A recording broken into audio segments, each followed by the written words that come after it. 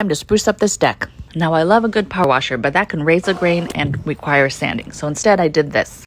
First up, stain stripper to remove that old stain.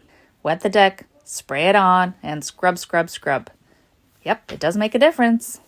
Okay, work smarter, not harder. Get a good brush. And spray it all off. Look at that. Already better. Okay, here comes my favorite part because it's practically magic. Wood brightener, aka oxalic acid.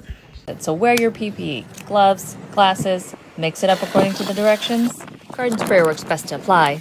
Wet down your surface, and then spray it on. And watch the magic happen. Look at that. Mist it so it doesn't dry on the surface. Scrub as needed. Hose it off. There it is. Ta-da! Next up, staining the deck.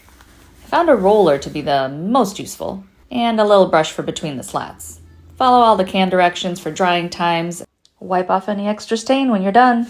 Hello, gorgeous. Don't forget to save and see the caption for a list of the products I used.